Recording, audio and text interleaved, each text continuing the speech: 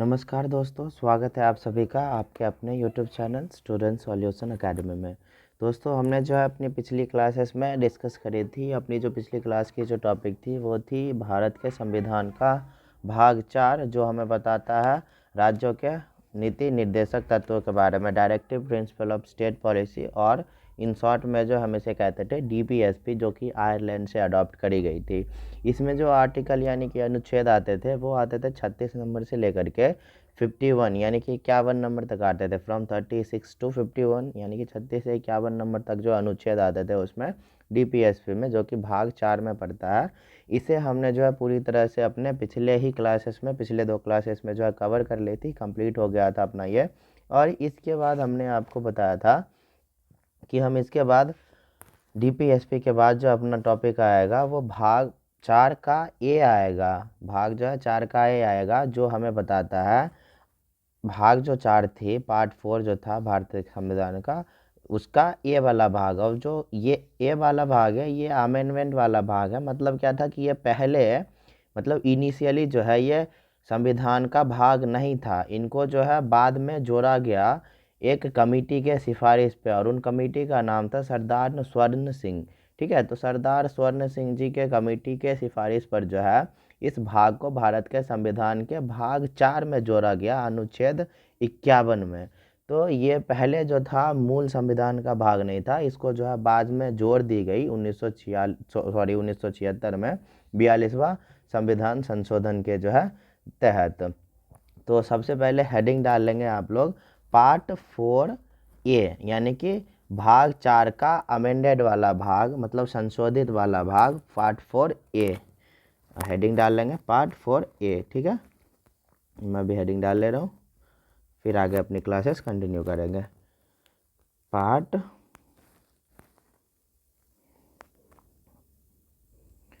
4 ए।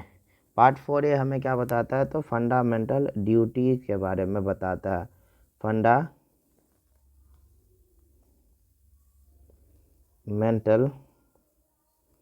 Duties के बारे में बताता है। फंडामेंटल ड्यूटीज़ का मतलब होता है हमारा मौलिक कर्तव्य। मौलिक कर्तव्य, फंडामेंटल ड्यूटी मतलब जो होता है इसका मौलिक कर्तव्य होता है। तो हमें जो भाग 4 है इसका ए, अगर कैपिटल ए आए, मैं यहाँ नोट में लिख देता हूँ बॉक्स में, आप लोग ध्यान रखेंगे।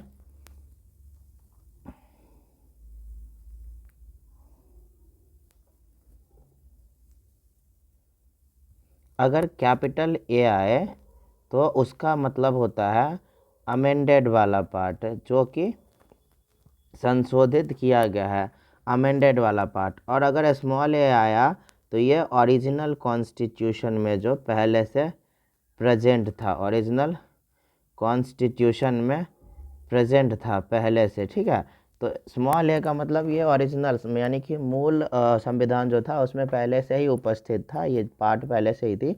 और अगर कैपिटल ए आए तो ये होता है अमेंडेड वाला भाग, यानी कि ये पहले जो था मूल संविधान में नहीं था, बाद में किसी ना किसी संशोधन के द्वारा जो है इसको बाद में जोड़ा गया संविधान में। ठीक है, तो कुछ वैसी चीज़ें होती है। तो भाग जो है 4 का ए, भाग 4 कैपिटल ए बता रहा है हमें। क्या बताया था? तो फंडामेंटल ड्यूटीज़ के बारे में बताता है, यानी कि मौलिक जो है कर्तव्य के बारे में बताता है कि हमारा काम क्या। हमें सबसे पहले तो अधिकार दी गई थी। पहले क्या हुआ? राज्य बना, उसके संघ बने, फिर जो है उसमें नागरिक आए, फिर जो है नागरिकों को अधिकार दिया गया, फिर जो है राज्य को अधिकार दिया गया। अब नागरिक और राज्य दोनों को अधिकार मिल गया, तो नागरिक को जो अधिकार मिला है उनको ना कुछ लिमिट करने के लिए जो है नागरिक को कुछ जो है कर्तव्य भी दिए गए कि आप जो है, आपको जो है इस कर्तव्यों का पालन करना होगा। कोई अनलिमिटेड चीज़ें नहीं है। ठीक है, हर चीज़ की लिमिटेशंस होती है। तो जो राइट्स है, अधिकार है, उनको लिमिट रखने के लिए, उनको लिमिट में रखने के लिए क्या किया गया कि लोगों को जो है एक कर्तव्य भी दिया गया, मतलब उनका काम भी दिया गया कि आपका कर्तव्य ये रहेगा, तो आप इस हिसाब से चीज़ें कर सकते हैं। इसके बियॉन्ड जाएंगे, इसके ऊपर जाएंगे तो आप पे जो है लीगल एक्शंस ली जाएगी। तो इसलिए जो है क्या दिया गया? पहले अधिकार दिया गया, फिर अधिकार के बाद जो है हम लोगों को कर्तव्य दिया गया, फंडामेंटल राइट्स दी गई पहले और बाद में जो है उनको फंडामेंटल ड्यूटीज़ जो है प्रोवाइड करी गई। तो फंडामेंटल ड्यूटी के बारे में यानी कि मौलिक कर्तव्य के बारे में हमें हमारे भारत के संविधान के भाग 4 में देखने को मिलता है। और ये जो भाग 4 में भारत के संविधान के भाग 4 में फंडामेंटल ड्यूटी के बारे में देखा जाता है और ये इसमें ये जो पूरी की पूरी बेस्ड है किस पे, तो आर्टिकल नंबर 51 पे बेस्ड है। ये 51 नंबर में जोड़ा गया है, आर्टिकल नंबर 51 में, पर इसको संशोधित करा गया था तो 51A में सारी चीज़ें अब जो है ये मेंशन है। जितने भी मौलिक कर्तव्य हैं वो सब के सब फंडामेंटल जो ड्यूटीज़ हैं वो सब के सब जो है भारत के संविधान के भाग 4A के 51 के आर्टिकल में मेंशन है। 51 के ए यानी कि अमेंडेड वाला जो भाग है उसमें सारी की सारी मेंशन है। ठीक है दोस्तों। अच्छा, अगर हम आपसे बात करें तो ये सबसे पहले मूल संविधान में नहीं था तो लिखेंगे दिस या फिर दिस, हाँ दिस पार्ट की यह भाग was not available in original constitution. तो ये जो भाग था ये मौलिक जो मूल जो संविधान था उसमें नहीं था, ओरिजिनल कॉन्स्टिट्यूशन में जो ये भाग है वो उपस्थित नहीं था, इसको बाद में जो है जोड़ा गया। So this part was not available in original constitution. तो मूल संविधान जो था अपना उसमें इस भाग की कोई भी जिक्र नहीं थी। तो भाई कहाँ से आया है संविधान का भाग, कैसे बन गया फिर अगर ये नहीं था तो इसको ना जोड़ा गया 42वां संविधान संशोधन 1976 के तहत जो है सरदार स्वर्ण सिंह जी की कमेटी थी, आयोग थी, समिति थी, उनके सिफारिश पे जोड़ा गया था। तो दूसरा पॉइंट लिखेंगे, दूसरा लाइन लिखेंगे, ऑन द रिकमेंडेशन ऑफ सरदार स्वर्ण सिंह जी। ठीक है, ऑन द रिकमेंडेशन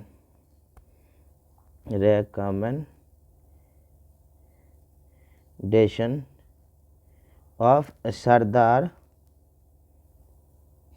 स्वर्ण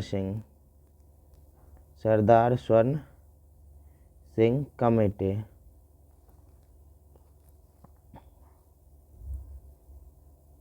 सरदार स्वर्ण सिंह जी की कमेटी के सिफारिश पे ही जो है क्या करा गया, ये जो भाग है अपना मौलिक कर्तव्य का इसको जोड़ा गया। कुल कितने भाग जोड़े गए, कुल कितने मतलब कर्तव्य जोड़े गए थे, तो सरदार स्वर्ण सिंह जी की कमेटी के सिफारिश पर जो है कुल शुरुआत में जो है 10 जो है मौलिक कर्तव्य जोड़े गए थे। कुल मिलाकर कितने थे, तो 10।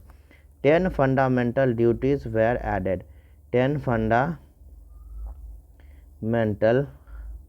ड्यूटीज वेर एडेड, जोड़ा गया, वेर एडेड, कहाँ जोड़ा गया, तो इनको जो है जोड़ा गया अपने भाग 4 में, where added in part 4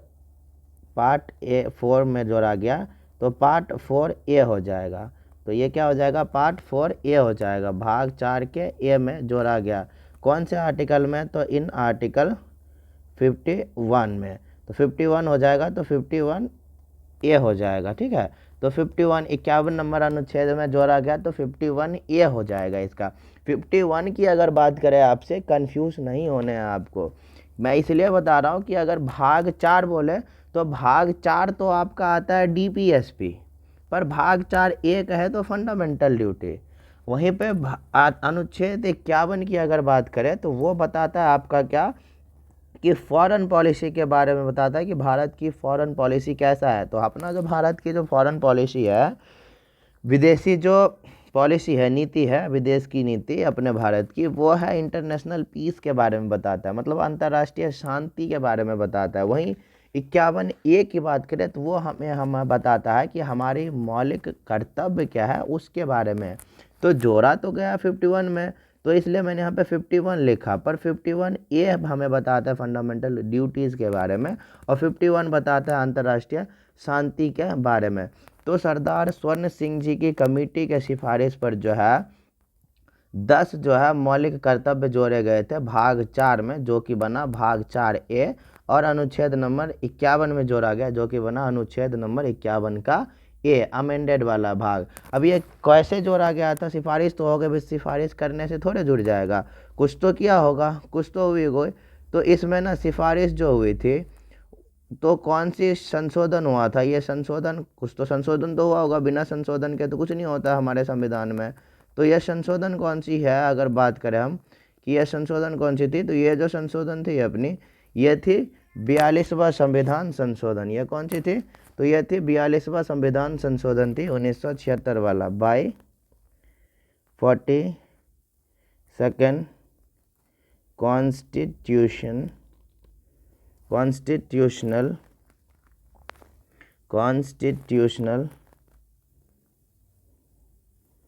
amendment. तो यह कौन सा था? तो यह 42वां संविधान संशोधन था। 42वां संविधान संशोधन कौन सा था? तो यह 1976 वाला था। 42वां संविधान संशोधन 1976 वाला था ये, ठीक है। तो ये जो थी अपनी सरदार स्वर्ण सिंह जी की कमेटी के सिफारिश के द्वारा जो था कि मौलिक जो कर्तव्य है, वो मौलिक कर्तव्य वाला भाग जो है जोड़ा गया पार्ट 4 में। तो पार्ट 4 का ए बन गया। और कौन से अनुच्छेद में जोड़ी गई? तो अनुच्छेद नंबर 51 में जोड़ी गई। तो अनुच्छेद नंबर 51 का ए बन गया। कुल मिलाकर के जो है उस समय 42वां संविधान संशोधन 1976 के तहत जो है कुल मिलाकर के सिर्फ और सिर्फ 10 जो है मौलिक कर्तव्य जोड़े गए थे। हालांकि अभी जो है प्रेजेंटली हमारे पास जो है कुल 11 मौलिक कर्तव्य हमें दिए गए हैं। 11वां जो जोड़ा गया था वो 86वां संविधान संशोधन 2002 के तहत जो है जोड़ा गया था। तो वो कौन सी थी? तो 11वां संविधान संशोधन 11वां जो मौलिक कर्तव्य है वो 86वां संविधान संशोधन 2002 के तहत जोड़ा गया। तो अभी यहाँ पे लिख लेंगे कि 11th फंडामेंटल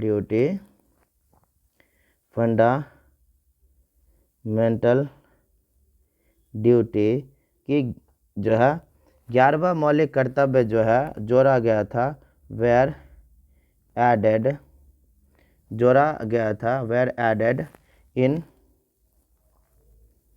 पार्ट 4A के अनुच्छेद नंबर 51 के ए में।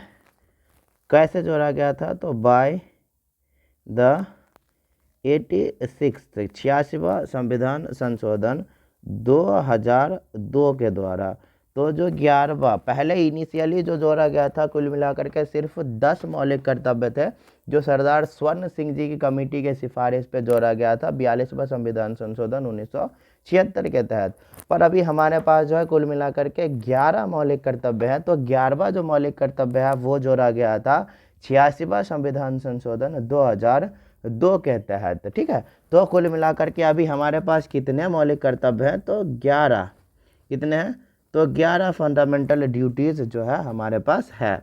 10 तो पहले थी और एक बाद में जोड़ी गई। अच्छा, ये सारी चीज़ें हो गई।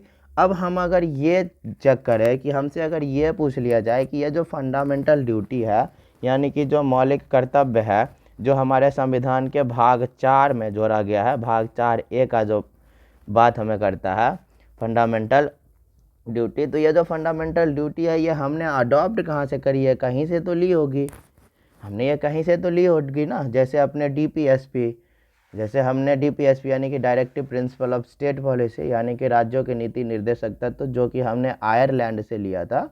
उसी तरह ये फंडामेंटल ड्यूटी की अगर बात करें कि हमने फंडामेंटल ड्यूटी कहाँ से अडॉप्ट करी, तो हमने फंडामेंटल ड्यूटी जो है सोवियत संघ से अडॉप्ट करी थी। कहाँ से? तो सोवियत संघ से हमने फंडामेंटल ड्यूटी जो है अडॉप्ट करी थी। और ये बताता है भारत के नागरिकों की रिस्पॉन्सिबिलिटी के बारे में। किसके बारे में? तो भारत के नागरिकों की रिस्पॉन्सिबिलिटी के बारे में बताता है कि उनका काम क्या है, उनकी रिस्पॉन्सिबिलिटी क्या है, उनको क्या करना चाहिए और क्या नहीं करना चाहिए। तो लिखेंगे कि fundamental duty were adopted from Soviet संघ, ठीक है, कि fundamental duties were adopted from Soviet संघ, कि फंडामेंटल ड्यूटी जो है, मौलिक कर्तव्य जो है, ये हमने कहाँ से अडॉप्ट करे थे? तो ये जो हमने सोवियत संघ से अडॉप्ट करी थी, ठीक है। तो फंडामेंटल ड्यूटी की अगर बात करें कहाँ से अडॉप्ट करी थी, तो फंडामेंटल ड्यूटी जो है यानी कि मौलिक कर्तव्य जो है हमने सोवियत संघ से अडॉप्ट करी थी। और यह बताता है भारत के नागरिकों की रिस्पॉन्सिबिलिटी क्या होगी उसके बारे में इस दस्तावेज के, भारत के संविधान जो कि एक दस्तावेज है, तो इस दस्तावेज के भाग 4 के ए में लिखा गया है। क्या लिखा गया है, तो सिटीजन्स रिस्पॉन्सिबिलिटी, क्या चीज़, तो सिटीजन्स रिस्पॉन्सिबिलिटी के बारे में बताया गया है यहाँ पे। रिस्पॉन्सिबिलिटी, भारत के नागरिकों के जो है रिस्पॉन्सिबिलिटी, उनका काम क्या होगा, कार्य क्या होगा, क्या करने हैं और क्या नहीं करने हैं, उसके बारे में यहाँ पर चीज़ें जो है मेंशन करी गई है। अच्छा, इतनी सारी चीज़ें हो गई। अब हम देखते हैं कि हमारे जो है 11 जो फंडामेंटल ड्यूटीज़ है, मौलिक कर्तव्य है कुल मिलाकर के, तो वो 11 कर्तव्य कौन कौन से हैं लिख लेंगे यहाँ पे। 11 फंडामेंटल ड्यूटीज़ की 11 मौलिक कर्तव्य भी हैं अगर हमारे पास, तो वो 11 के 11 मौलिक कर्तव्य कौन कौन से हैं, क्या क्या है उसमें, क्या क्या लिखा हुआ है, क्या क्या करने हैं हमें, हमारी ड्यूटीज़ क्या है, हमारी रिस्पॉन्सिबिलिटीज़ जो है वो क्या है, तो लिखने शुरू करेंगे आप लोग। तो अपनी जो दोस्तों 11 प्रकार की जो 11 टाइप की जो फंडामेंटल ड्यूटीज़ है, मौलिक कर्तव्य है, उसको लिस्ट आउट करेंगे फर्स्ट। अच्छा, मैं अगर आपको बताऊं तो इसको लिखने कैसे है, आप इसको ऐसे 1 2 3 4 नहीं लिख सकते, ये नंबरिंग चलेगा, आपका सीरियल नंबर चलेगा, पर ऐसे लिस्ट आउट नहीं कर सकते। इसके तरीके हैं, सबसे पहले तो ये पार्ट 4 में जोड़ा गया था, तो पार्ट 4A हो गया। उसके बाद इसके अनुच्छेद आर्टिकल नंबर 51 में जोड़ा गया था, तो 51A हो गया। तो इसको लिस्ट आउट जो करेंगे वो 51A का A करेंगे सब क्लॉज, फिर B करेंगे, फिर C करेंगे, फिर D करेंगे, ऐसे चलेंगे, ठीक है। तो 1 2 3 नंबरिंग इसकी नहीं जाएगी। इनके जो आपसे पूछे जाएंगे कि आर्टिकल 51A के ए में क्या लिखा हुआ है, अनुच्छेद 51 के ए में क्या लिखा हुआ है, तब आपको ऐसे पूछा जाएगा। तो इस समय आपको उस तरह से जवाब देना है आंसर, ठीक है। तो चलिए नंबरिंग करते हैं, साथ साथ में लिस्ट आउट करते हैं और देखते हैं, साथ में समझते चलते हैं कि क्या चीज़ें हैं लिस्ट। तो 51 हो गए, अनुच्छेद 51 के ए में जोड़ा गया था, तो 51 का ए हो गया, ठीक है। और तो इसका पहला 51 का ए नंबर क्या कह रहा है हमें, तो ये हमें एंथम के बारे में बताता है। किसके बारे में बताता है, तो एंथम के बारे में बताता है, राष्ट्रगान के बारे में जो है बताता है, नेशनल एंथम जिसे कहते हैं। तो बेसिकली होता क्या है कि हमें ना यहाँ पे देखनी होती है, फॉलो करना होता है अपने संविधान को, मतलब संविधान को जो है फॉलो करे, अधेरेंस करे, फॉलो करे, और जो अपनी नेशनल फ्लैग है, राष्ट्रीय ध्वज है, और राष्ट्रगान जो है अपनी नेशनल एंथम जो है, इसकी ना रेस्पेक्ट करनी चाहिए हमें, तो इसके बारे में हमें बताता है। तो 51A हमें क्या चीज़ बताता है, नेशनल एंथम के बारे में। तो इसको यहीं पे लिस्ट आउट नोट डाउन कर लेंगे कि अधेरेंस, ATHERENCE, अधेरेंस, इसका मतलब होता है फॉलो, क्या, रूल मतलब फॉलो करना, अधेरेंस टू द कॉन्स्टिट्यूशन, संविधान को जो है हमें फॉलो करने होते हैं, अधेरेंस टू द कॉन्स्टिट्यूशन। या फिर जो है क्या, रेस्पेक्ट, किसकी रेस्पेक्ट करने हमें, तो हमें अपने नेशनल फ्लैग की जो है रेस्पेक्ट करने हैं, राष्ट्र ध्वज की रेस्पेक्ट करने हैं, और जो है राष्ट्रगान जो है नेशनल एंथम, उसकी रेस्पेक्ट करनी चाहिए, क्या, तो उनकी जो है रेस्पेक्ट हमें करनी होगी। तो ये चीज़ हमें कहाँ से देखने को मिलती है, तो ये हमें देखने को मिलती है भारत के संविधान के भाग 4 के ए के 51 नंबर अनुच्छेद के ए में, ठीक है। तो इतनी लंबी स्टोरी है इसकी। होता क्या है कि जब नेशनल एंथम गाई जाती है तो देखते हो स्टैच्यू की तरह जो है भारत के जो नागरिक है वो स्टैच्यू की तरह खड़े हो जाते हैं, एक जगह खड़े हो जाते हैं, हिलते नहीं है। तो वो होता है अपना रेस्पेक्ट, भारत के जो नेशनल वाली चीज़ है, नेशनल फ्लैग है, भारत के जो राष्ट्र ध्वज हैं और जो राष्ट्रगान है, उसके प्रति जो है रिस्पेक्ट, अपने जो है भाव व्यक्त करते हैं हम लोग, उनको रेस्पेक्ट करते हैं, ये चीज़ हमें यही दिखाता है। तो respect of national flag and national anthem, इसके बारे में हमें 51 के ए में देखने को मिलता है। ठीक है, 51 के ए में अगर पूछे क्या चीज़ तो जनरल लैंग्वेज में बताने हैं, नेशनल एंथम के बारे में हमें 51 का ए बताता है। अच्छा, 51 के 2 की अगर बात करें, 51 ए के बी में क्या लिखा गया है, 51 ए के बी में लिखा गया है ब्रेव के बारे में। किसके बारे में?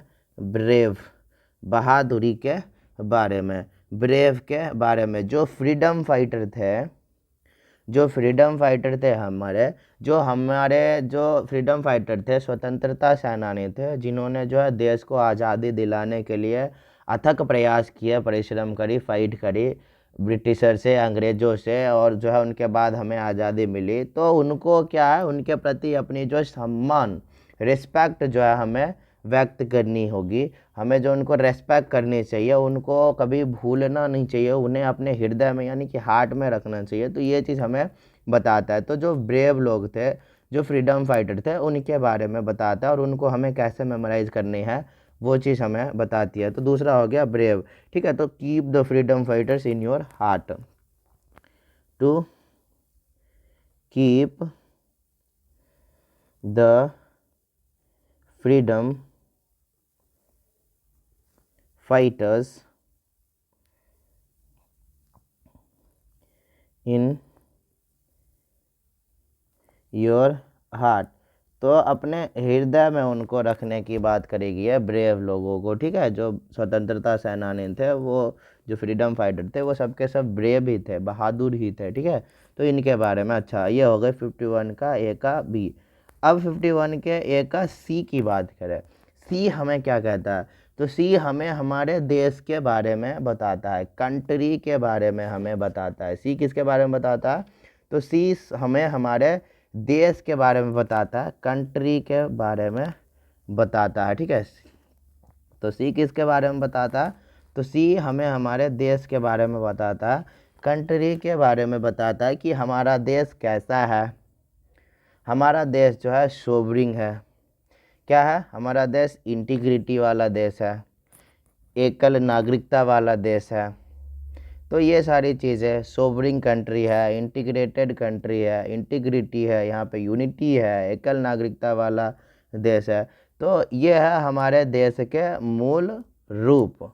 तो ये आप हमारे देश के मूल रूप। तो लिखेंगे to ensure sovereignty, unity and integrity of the nation. तो 51 ए के सी में क्या बताता है, हमें कंट्री के बारे में बताता है। क्या बताता है? To ensure sovereignty, unity and integrity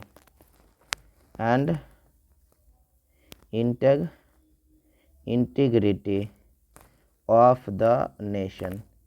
तो हमें हमारे राज्य जो है, हमारा जो देश है, इनकी, ये हमारा जो भारत है वो कैसा है, तो वो सोवरिंग कंट्री है। अच्छा, आपने प्रेम्बल यानी कि प्रस्तावना पढ़ा होगा। प्रस्तावना में जो है लिखा हुआ है, क्या क्या लिखा हुआ है, तो उसमें लिखा हुआ है कि हमारा जो देश है भारत, वो कैसा है। तो हमारा भारत कैसा है? हमारा भारत पंथ निरपेक्ष है, लोकतांत्रात्मक गणराज्य वाला देश है, समाजवादी वाला देश है, स्वतंत्रता वाला देश है, एकल नागरिकता वाला देश है।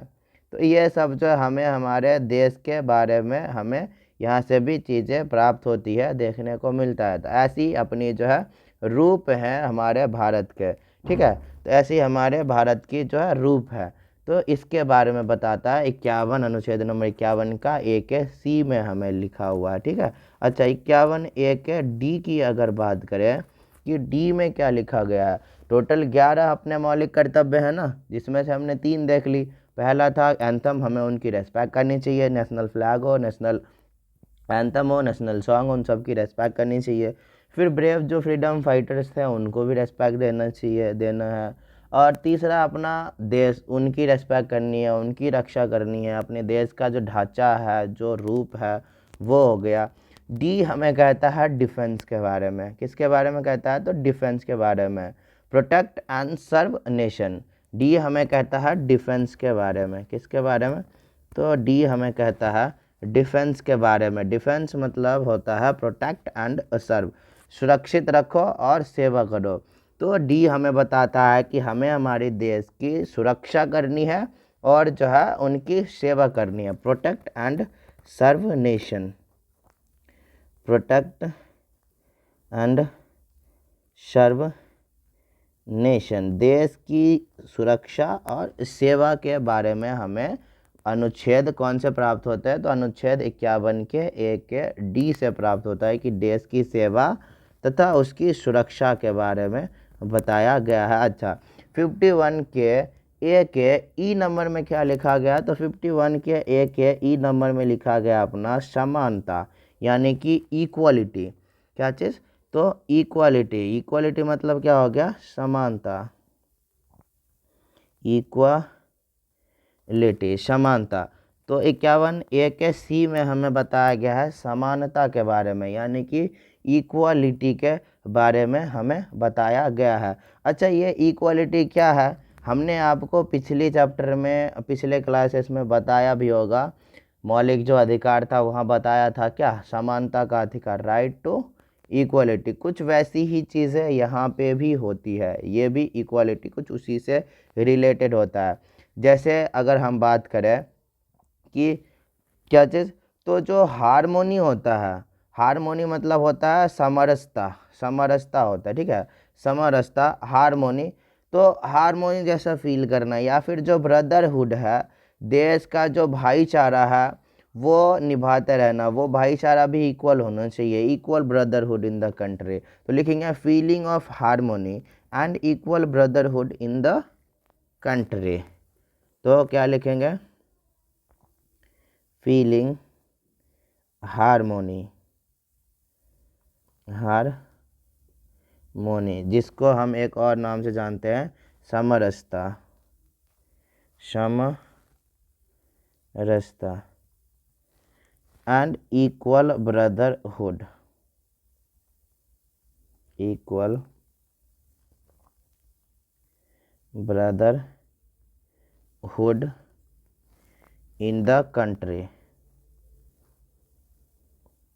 तो देश में जो है समान भाईचारा बना करके रखने और साथ में चलने की बात होती है। लड़ाई झगड़े नहीं करने हैं, सभी को समान अधिकार देने हैं, सभी को समानता का अधिकार देने, किसी के साथ भेदभाव नहीं करने हैं। कोई वैसा नहीं करना है कि तुम छोटे जाति को हो, हम बड़े जाति के हैं, तुम हमसे दूर रहो, ये सारी चीज़ें नहीं करनी होती है। तो ये थी अपनी ड्यूटी, ठीक है। ये हो गए 5 ड्यूटी। छठी अगर बात करें 51 के ए के एफ में हमें क्या बताया गया है? 51 के ए के एफ में हमें क्या बताया गया है? तो 51 के ए के एफ में हमें बताया गया फैंसी कल्चर के बारे में। किसके बारे में? तो फैंसी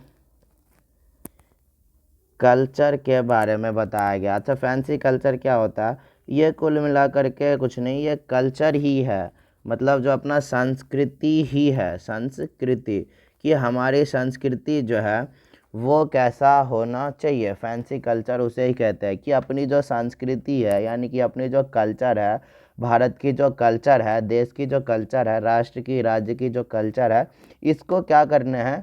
तो इसको प्रमोट करने हैं। क्या करने हैं? प्रमोट करने हैं, कंपोजिट करने हैं, मतलब इनको क्या है? बढ़ावा देना है, इनकरेज करना है। जो राज्य की संस्कृति हो गई, फिर देश की जो संस्कृति हो गई, उसको क्या करना है?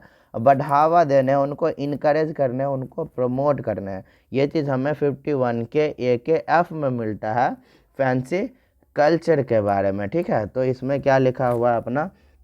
To promote and composite culture of the country, to promote and composite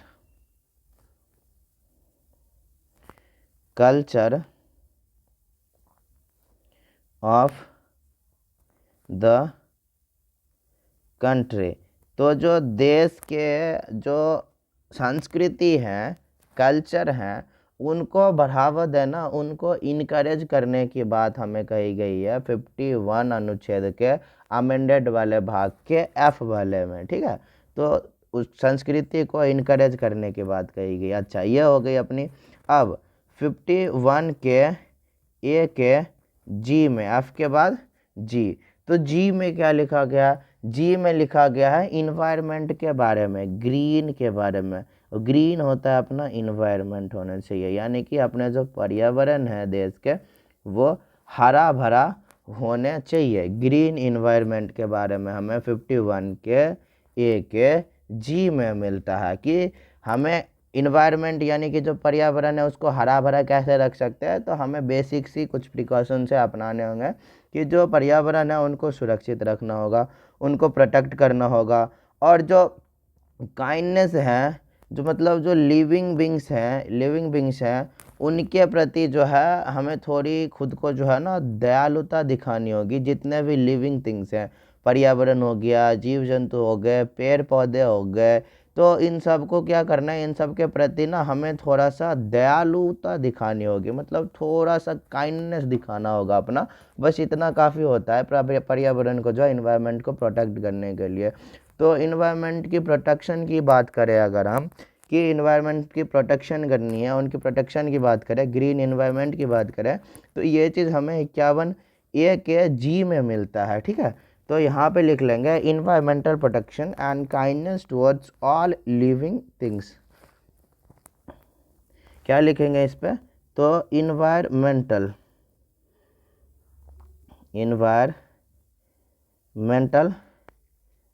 protection and kindness, environmental protection and kindness towards, किन के प्रति? टुवर्ड्स ऑल लिविंग थिंग्स, जितने भी जीवित जीव जंतु हैं, पर्यावरण है, पेड़ पौधे हैं, कुल मिलाकर के जितने भी चीज़ों में प्राण है, उन सब के प्रति हमें थोड़ी सी दयालुता दिखानी है। इतने ही करने हैं, बाकी चीज़ें जो प्रकृति है वो खुद संभाल लेती है। तो हमें क्या करना है? पर्यावरण को सुरक्षित रखना है, उसे हरा भरा रखना है। ये चीज़ हमें, ये जो हमारा कर्तव्य है, मौलिक कर्तव्य, ये हमें हमारे संविधान के भाग 4 के ए के 51 अनुच्छेद नंबर 51 के ए के जी में बताया गया है। अच्छा, जी हो गया अपना। जी के बाद आता है अपना 51 ए एच, 51 ए एच। जी के बाद एच नंबर, एच में क्या बताया गया है? तो एच में बताया गया है ह्यूमन साइंटिफिक अप्रोच के बारे में। क्या? तो एच में बताया गया हमें ह्यूमन साइंटिफिक अप्रोच के बारे में, ह्यूमन साइंटिफिक अप्रोच के बारे में हमें बताया गया है 51 के ए के एच में। अब ये ह्यूमन साइंटिफिक अप्रोच क्या है भाई साहब? ह्यूमन साइंटिफिक अप्रोच किसे कहते हैं? ह्यूमन साइंटिफिक अप्रोच का मतलब क्या होता है? तो आपको सारी चीज़ें हम अभी क्लियर कर देते हैं। तो जो अपनी ह्यूमन साइंटिफिक अप्रोच है, इसको बेसिक हिंदी की अगर बात करें तो इसे कहते हैं मानव वैज्ञानिक दृष्टिकोण। अब ये मानव वैज्ञानिक दृष्टिकोण क्या है? तो ये विज्ञान के प्रति ऐसा दृष्टिकोण है जो मानवीय अनुभव को ना व्यक्त करता है और सांस्कृतिक संदर्भों में समझने का प्रयास करता है, जिसे हम कहते हैं ह्यूमन साइंटिफिक अप्रोच, यानी कि मानव दृष्टिकोण। इसका मूल पहलू की अगर बात करें तो इसमें आपके ये आ जाते हैं वैज्ञानिक पद्धति, कि जो यहाँ साइंटिफिक है वर्ड, और जो साइंटिस्ट है उनकी क्या दृष्टिकोण होती है, उनका क्या अप्रोच होता है, वो हो गया। उनकी परिकल्पना क्या होता है, उनका प्रयोग क्या होता है, उनका अवलोकन क्या होता है, गणना क्या होता है, ये सारी चीज़ें हमें बताया जाता है। उनकी लालसा क्या होती है, ठीक है। तो इसे कहते हैं हम लोग ह्यूमन साइंटिफिक अप्रोच, यानी कि मानव वैज्ञानिक दृष्टिकोण। तो यहाँ पे लिख लेंगे आप, to foster curiosity and scientific attitude, to foster curiosity and scientific approach and scientific approach के बारे में हमें ये बताता है। ठीक है, ये हमें किसके बारे में बताता है? तो ये बताता है हमें मानव वैज्ञानिक दृष्टिकोण के बारे में बताता है कि जो वैज्ञानिक है उनकी दृष्टिकोण क्या है, पर्यावरण को कैसे सुरक्षित रखने हैं, क्या एक्सपेरिमेंट होगा, उनकी क्या प्रयोग होंगे, उनके अवलोकन क्या होंगे। तो ये सारी चीज़ें जो हमें ह्यूमन साइंटिफिक अप्रोच में देखने को मिलती है। और ये चीज़ हमें बताया गया भारत के संविधान के भाग 4 की अमेंडेड वाला भाग, उसका अनुच्छेद 51 के अमेंडेड वाले भाग के एच नंबर में। अच्छा, ये हो गई अपनी एच। इसके बाद आता है अपना 51 का ए का आई नंबर। 51 के ए का आई नंबर हमें बताता है एसेट्स के बारे में, संपत्ति के बारे में। किसके बारे में? एसेट्स के बारे में, संपत्ति के बारे में हमें बताता है। इनकम यानी कि एसेट्स, संपत्ति के बारे में बताता है ये चीज़ हमें। ठीक है दोस्तों, तो अब ये एसेट्स क्या है, इसमें एसेट्स क्यों लिखा गया है, हमें क्या पता है एसेट्स का क्या मतलब होता है यहाँ पे? तो देखिए, कुछ इसका ये मतलब होता है कि जो मेंटेन करने होते हैं पब्लिक प्रॉपर्टी को, मतलब जो सार्वजनिक संपत्ति है। एसेट्स मतलब मैंने अभी आपको बताया संपत्ति, इनकम। ठीक है, तो जो सार्वजनिक संपत्ति है, जो पब्लिक प्रॉपर्टी है, उसको किसी भी प्रकार से नुकसान नहीं पहुंचा सकते हैं। अगर ऐसा किए करते हुए पकड़े गए तो लीगल एक्शंस ली जाएगी। तो ये हमारी लिमिटेशंस है। ठीक है, पब्लिक प्रॉपर्टी हम यूज कर सकते हैं, ये हमें मौलिक अधिकार है हमारा। पर पब्लिक प्रॉपर्टी जो है, सार्वजनिक संपत्ति, उसको नुकसान नहीं पहुंचाएंगे, ये हमारा मौलिक कर्तव्य है। ठीक है, तो इनकम यानी कि एसेट्स के बारे में हमें बताता है कौन सा?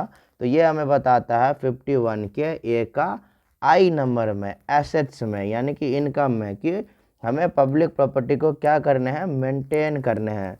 मेंटेन पब्लिक प्रॉपर्टी की जो सार्वजनिक संपत्ति है, उसको किसी भी प्रकार से नुकसान नहीं पहुंचा सकते। हमें कोई अधिकार नहीं है कि हम जो है सार्वजनिक संपत्ति को जो है किसी भी प्रकार से नुकसान पहुंचाए। ये हमारा मौलिक कर्तव्य है। मौलिक अधिकार हमें देता है कि हम जो है सार्वजनिक संपत्ति को प्रयोग कर सकते हैं, पर उसे नुकसान नहीं पहुंचा सकते। अगर ऐसा करते हुए पकड़े गए तो हमारे ऊपर लीगल एक्शंस होगी। ये हमें बताता है अपने अनुच्छेद 51 के ए के आई नंबर में। अच्छा, ये हो गई आई। जे कहता है अपना जॉइंट एक्टिविटी। जे किसके बारे में कहता है? तो जे कहता है अपना जॉइंट एक्टिविटी। अभी ये जॉइंट एक्टिविटी भाई साहब क्या है? नया ही वर्ड आ गया। तो देखो, बड़ा आसान है समझना। जॉइंट एक्टिविटी क्या होता है? ये होता है कलेक्टिव इफर्ट को कहते हैं। कलेक्टिव जो एफर्ट होता है, एफर्ट, उसको कहते हैं। किसके लिए? तो जो देश की प्रोग्रेस के लिए जो एक साथ होकर के, एकजुट होकर के जो प्रयास किए जाते हैं, उसे कहते हैं जॉइंट एक्टिविटी या फिर collective effort for the progress of the nation और द कंट्री।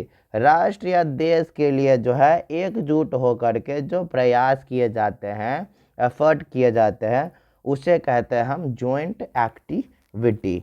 ये चीज़ हमें कहाँ बताया गया? तो ये हमें बताया गया भारत के संविधान के भाग 4 के अमेंडेड वाले भाग के अनुच्छेद नंबर 51 के अमेंडेड वाले भाग के जे सब क्लाउज में। ठीक है, जॉइंट एक्टिविटी के बारे में। तो effort, collective effort for the progress of the nation और द कंट्री, लिखेंगे collective effort for the progress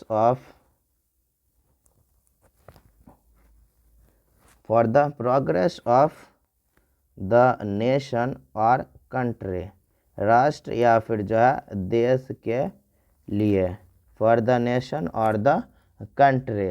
उनके लिए जो है साथ मिल करके जो प्रयास किया जाता है उसे कहते हैं हम जो है जॉइंट एक्टिविटी। ये थी अपनी जे नंबर। अच्छा, इसके बाद है अपना अंतिम मौलिक कर्तव्य के नंबर, जिसे 86वां संविधान संशोधन 2002 में जोड़ा गया था।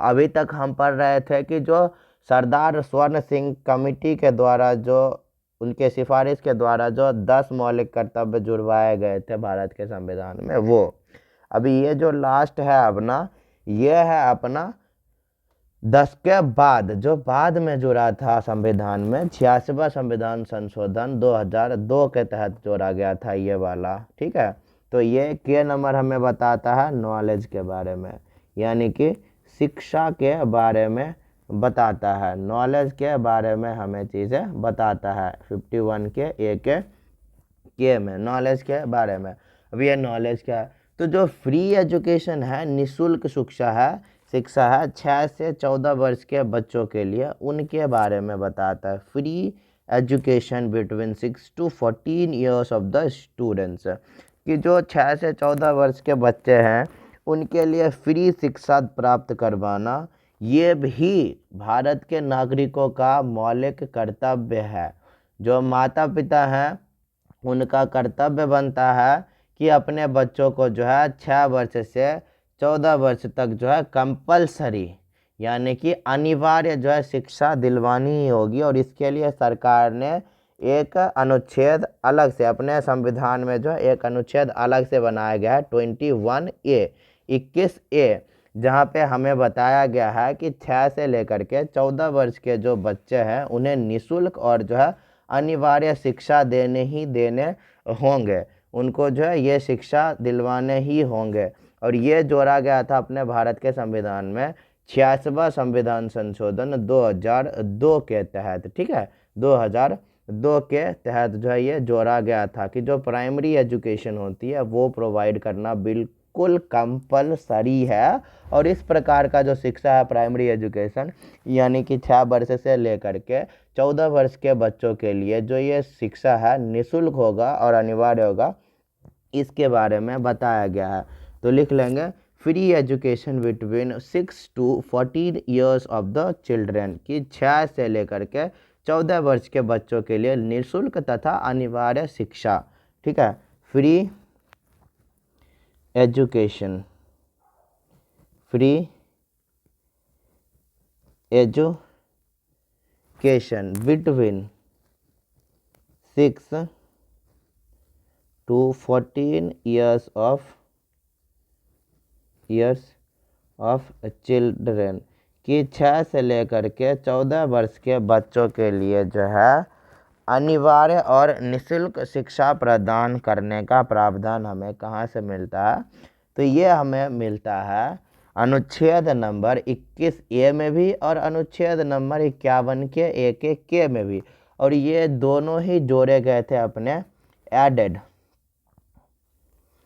बाय 86वां संविधान संशोधन 2002 के तहत ये चीज़ जोड़ा गया था भारत के संविधान में। ठीक है, ये चीज़ जोड़ा गया था भारत के संविधान में कब, तो 86वां संविधान संशोधन 2002 के तहत। ये बड़ी इम्पोर्टेंट थी। तो ये थी अपनी जो है कुल मिला करके 11 टाइप के मौलिक कर्तव्य फंडामेंटल ड्यूटी। एक बार रिपीट कर लेंगे। पहला में हमें एंथम के बारे में बताया गया, दूसरा ब्रेव बताया गया, तीसरा कंट्री देश के बारे में बताया गया, चौथा डिफेंस के बारे में बताया गया, पांचवा इक्वलिटी के बारे में बताया गया, छठा कल्चर के बारे में बताया गया, सातवां इन्वायरमेंट के बारे में बताया गया, आठवां साइंटिफिक अप्रोच के बारे में बताया गया, नवा इनकम जो है यानी कि संपत्ति जो है एसेट्स है उसके बारे में बताया गया, 10वां जो है जॉइंट एक्टिविटी के बारे में बताया गया, मतलब कलेक्टिव एफर्ट के बारे में बताया गया। यहाँ पर मैंने थोड़ी सी मिस्टेक कर दी, करेक्ट कर लेंगे, कलेक्टिव एफर्ट के बारे में बताया गया। और जो 11वां है अपना वो नॉलेज के बारे में बताया गया। तो ये थी अपनी कुछ लिस्ट मौलिक कर्तव्य के बारे में जो हमने सोवियत संघ से ली थी, जो सरदार स्वर्ण सिंह जी कमेटी के सिफारिश पे जो है भारत के संविधान में जोड़ी गई थी। और ये इसमें जो है कुल मिलाकर के इनिशियली यानी कि शुरुआत में 10 मौलिक कर्तव्य जोड़े गए थे, बाद में एक मौलिक कर्तव्य 86वां संविधान संशोधन 2002 के तहत एक बढ़ाया गया था। ठीक है, तो ये थी अपनी मौलिक कर्तव्य के बारे में हमने चीज़ें देख ली और 11 के 11 मौलिक कर्तव्य हमने कंप्लीट कर ली आज के क्लास में। आशा है, उम्मीद है कि आप लोगों को वीडियो पसंद आया होगा और कंटेंट जो है वो नॉलेजेबल होगी। अगर आपको वीडियो पसंद आया है तो वीडियो को ज़रूर से लाइक कर दीजिएगा, चैनल को सब्सक्राइब करके अपने दोस्तों के साथ भी शेयर कर दीजिएगा। और दोस्तों, अगर आपको इसके रिटर्न नोट्स चाहिए या फिर क्लास नोट्स, तो इसकी जो लिंक है मैं कमेंट में पिन कर दूंगा। आप उस लिंक के सहायता से हमारी एक टेलीग्राम चैनल है सेम नेम से स्टूडेंट सॉल्यूशन एकेडमी, आप ज्वाइन कर सकते हैं और वहाँ से अपने जो सारे नोट्स है वो पिक करके चाहे तो फ़ोन में सेव करके कंटिन्यू कर सकते हैं अपनी स्टडी या फिर प्रिंट आउट ले सकते हैं। तो मिलते हैं अपने अगले क्लास में, बने रहिए हमारे साथ, हमारे एक छोटे से परिवार स्टूडेंट सॉल्यूशन एकेडमी के साथ। तब तक के लिए bye bye, take care, thank you दोस्तों।